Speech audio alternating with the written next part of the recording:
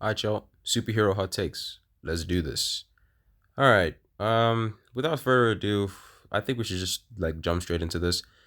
Captain America in the MCU almost always has the best fights, and they're never long enough. And I do agree. I do agree. I think that's absolutely true.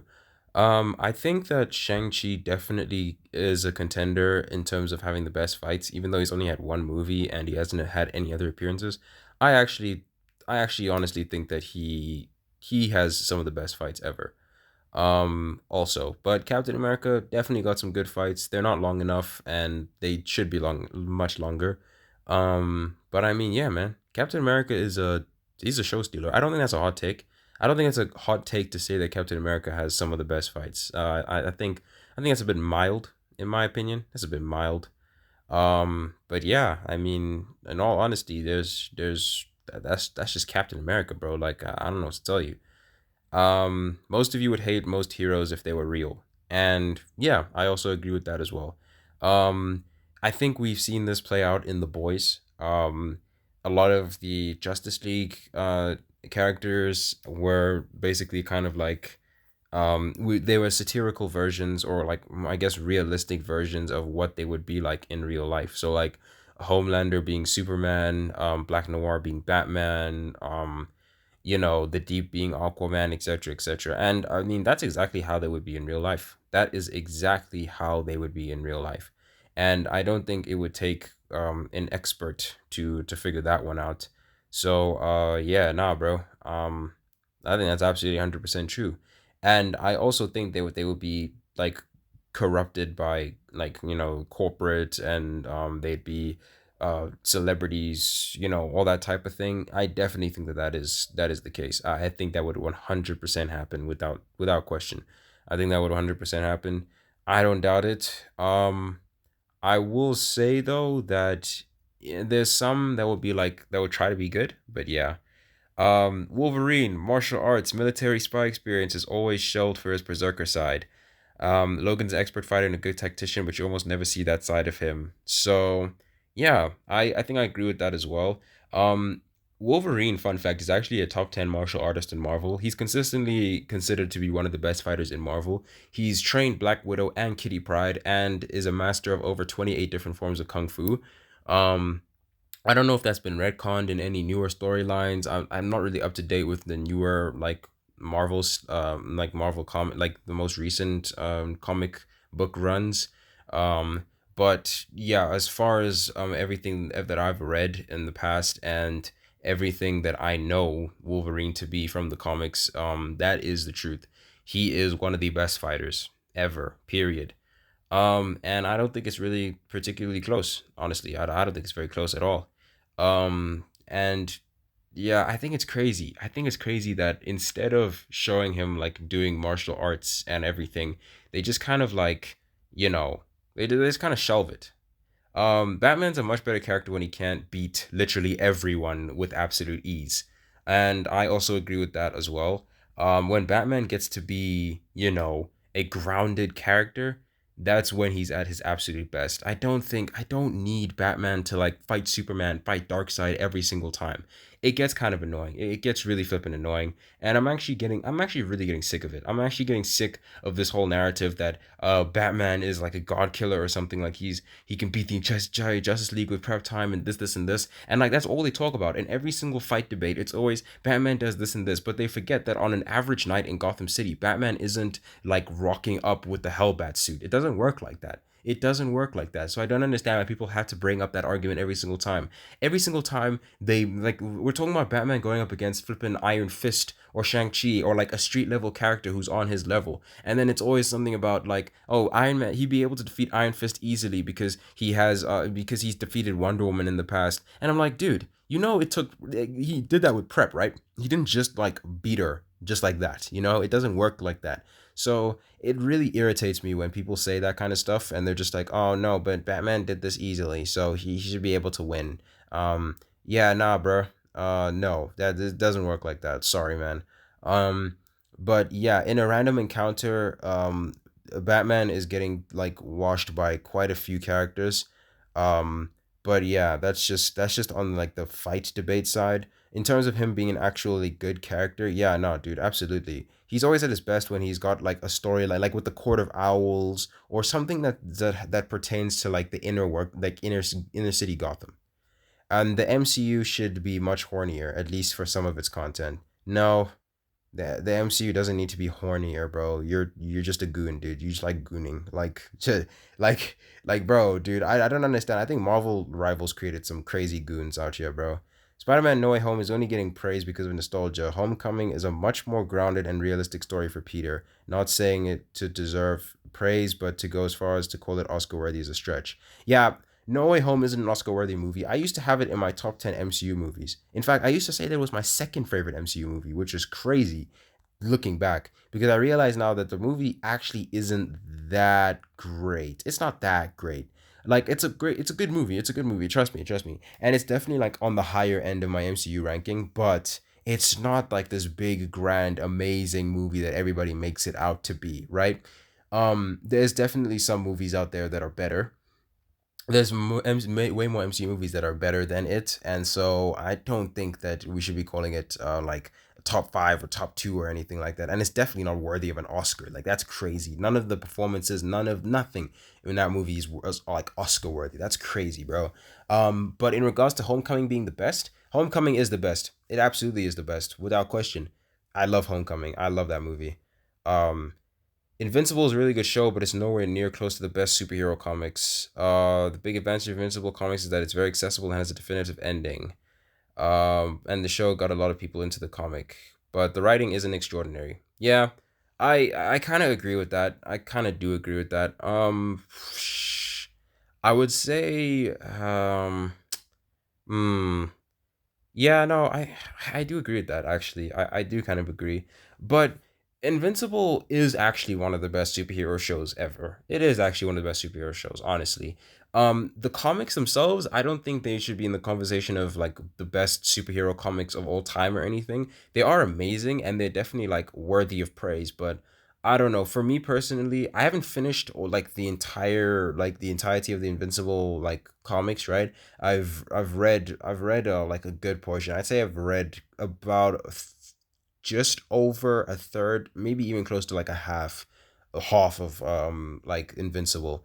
And it's pretty amazing, honestly. It's pretty great stuff, but I don't think it's anything like extraordinary, like top tier. I don't think it's like Dark Knight Returns level or anything like that. So I don't think it's Watchmen or anything like that. So yeah, I agree. And Sick of Heroes Forever Saving the World, we know won't blow up. Lowering the stakes ups the ante. And you know what? Yeah, I do agree. I'm actually very much a fan of smaller scale stories. I don't think that every single superhero story needs to be massive. Like with Daredevil, for example, when you watch the Daredevil TV show, it's not like giant like world altering stakes. It's just like Daredevil and Elektra teaming up to battle some ninjas to save New York City. They're not trying to like save the world or anything, like the planet or anything, right? It's just like it's a smaller scale, there's still stakes, of course, but the stakes are at a much smaller level than you would imagine, right? Even with the first Avengers movie, even though it's like a catastrophic like world ending event, it was the Avengers just trying to protect New York City. It was actually an epic, they managed to tell an epic story while keeping the stakes kind of low. And even if we want to go lower than that, like just like protect, like saving a kid from like a supervillain that's out to get you that's targeting you specifically, or like a Jessica Jones type story where she has to confront her demons and face the Purple Man, right? Like something small like that definitely can still like up the ante, and I think I do agree with that. Lower stakes does make for more interesting stories because you can kind of go deeper with the writing, whereas with more epic stories it's kind of like, oh, there's a giant ship that's coming out of a wormhole in the sky, and if we don't close the wormhole and protect the city, then everyone we know is just gonna die. So yeah, I mean, I completely understand that, and I honestly don't think it's crazy to say. I really don't think it's crazy to say that. So yeah, no, lowering the stakes up to the ante. Guardians of the Galaxy 2 is better than Guardians 1. Ant-Man has one of the best final boss fight scenes in the MCU, and Hawkeye is the best Disney Plus show, and people overreacted about the final baddie's characterization. Wow, that's a lot to unpack. Okay, first of all, no, Guardians 2 is not better than Guardians 1. Guardians 2 is objectively the worst in the trilogy, and I'm using the word worst very loosely because honestly, all three Guardians movies are great films. Like, Guardians 2 isn't a bad movie by any means. I just don't think it's as strong as the first or the third, right? So, nah, it's honestly a solid movie. It's a solid movie. I think the big draw for people for Guardians 2 was Yondu. um but yeah, I don't know, man. I don't think that I wouldn't necessarily say that that Guardians 2 is better than Guardians 1. That's a bit far because Guardians 2 has problems that Guardians 1 does not have, in my opinion. I don't want to go too deep into them, but yeah, I do think Guardians 2 is the weakest of the trilogy. And then Ant-Man has one of the best final boss fights in the MCU. It has one of the most underrated ones. Like, I think people tend to forget about the fight between Ant-Man and Yellow Jacket in the first movie. It was pretty funny. It was pretty entertaining. It was kind of like it was super entertaining. Like, I can't even lie. That fight was really entertaining, bro.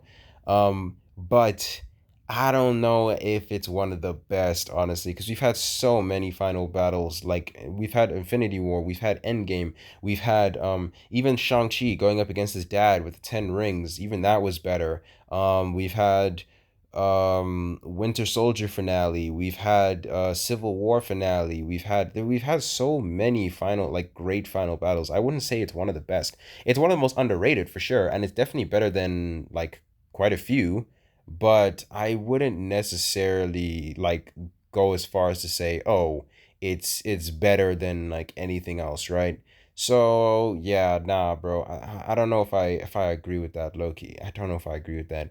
I'm gonna be super real. And then I can't remember what was the last one again. Oh, in regards to Hawkeye being the best Disney Plus show, no, no, it's not. It's not the best Disney Plus show, bro. Just no, no. None of the Robins deserve to be the next Batman. I want the Snyderverse to continue. I find 2001 Justice League animated series boring. I enjoyed the Suicide Squad 2016, and I find the Suicide Squad 2021 just to be meh. Okay. Nightwing was a good successor. Was works as a great successor to Batman, or to be Batman.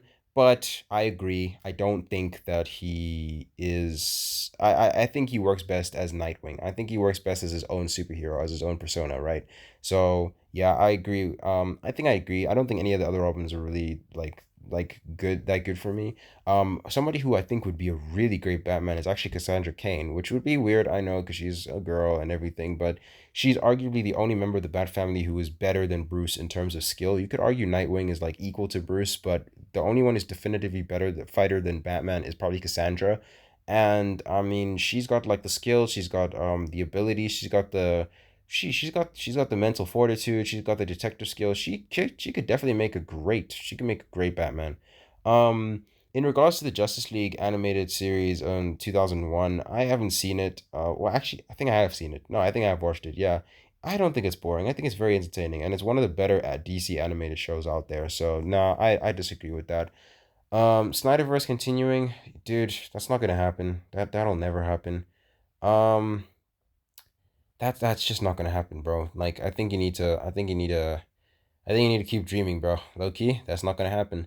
And the enjoying the 2016 Justice League, I mean Suicide Squad movie. I mean, hey, if you enjoyed it, that's cool. That's all you, bro. But objectively, that movie is not good. That movie is just, oh, that movie's so buns. I can't lie, dude. That movie's buns. Um, and then saying that you thought that the 2021 Suicide Squad was meh is just, wow. That kind of hurts me, man. That Loki kind of hurts. That movie's amazing, bro. I don't know what you want. Like, I was hesitant to watch it at first because I tend to procrastinate when somebody tells me to watch a movie. Like, after everybody's seen the movie and I haven't seen the movie yet, like, I procrastinate in watching the movie after everyone tells me to watch it. But then I ended up watching it and I'm like, oh, yeah, this movie's a banger. This movie's amazing. And it's actually one of the best DCEU movies, of course, before the DCEU's life got taken off of life support. Or yeah, I guess it was on life support at that point. So Yeah, no, and it was all James Gunn, by the way. James Gunn's Suicide Squad is absolutely fantastic. The David Ayer Suicide Squad, it was directed by David Ayer. Yeah, those movies just aren't that good, bro. I can't lie. Those movies just aren't that good. I don't think I need to explain why I don't think that they're good. It's really just a tragedy, honestly. It's just really sad. It's just really flipping sad. But yeah, man. I mean, hey, if you like that movie, I mean, if you like that movie, I can't really hate on you too much. But I personally don't think that movie is very good. And yeah, I mean, like, geez, dude, that's I don't know, man. There's certain movies where you just have to stop and like think to yourself for a second that how could anyone like this movie? The Suicide Squad, it's just no, I can't, bro. I don't get it. And then Whedon's Justice League movie, though flawed, was infinitely better than Snyder's. I've already made a video talking about why I hate the 2017 Justice League movie. So if you want my thoughts and feelings on that movie, you can go check it out. But um, no, dude, no, it's not a better movie. It's not a better movie. I can't believe that like somehow I feel like Reddit, like some people on Reddit are genuinely just out here to like rage bait people. This is some of this is pure rage bait, right? Because there's no way that anyone in their right mind would actually think that the 2017 Justice League movie is somehow better than Zack Snyder's one. Zack Snyder's movie is much longer. It does its characters much greater justice, and it has way cooler. The fight scenes in the movie are way cooler, and because it's longer, they're more fleshed out. And also, like the flippin' direction, the color, is everything is just much better about Zack Snyder's film. It was his vision for the Justice League. It's his movie. For Joss Whedon came in, and Warner Bros came in, and they just wrecked the whole thing up. Seriously, I don't understand how people can sit here and say that it's the 2017 movie is way better when it's just not. It's infinitely worse. It's an infinitely worse movie than Zack Snyder's. The 2017 Justice League movie might actually be one of the worst movies ever created. It stinks. And lastly, Heath Ledger wasn't a great Joker. You know what? You know what, bro? Y- yeah, just forget it, bro. You know, there's you can have an opinion on whatever you want. Yeah, there's a you can have an opinion on whatever you want. And art is subjective. Yeah, yeah, we know all this stuff, right? We all hear people talk about this stuff all the time. People say this stuff all the time. But in this case, Heath Ledger's performance as the Joker is one of the greatest performances of all time. All right, it's one of the greatest movie performances ever. So for you to sit and say that it's terrible, there's just like why? What do you get out of saying that it's bad? Like I don't what do you say? What do you get out of saying he's not that great? Really? That was definitely the hottest take here that I did. And I really hope that you rewatch The Dark Knight and reevaluate what you just said, low key, because that's crazy. But yeah, I definitely do want to do more of these hot takes. This was actually very nice. But I mean, yeah. Thank you guys so much for watching. And if you haven't subscribed, subscribe. And I will see you all in the next video. Peace.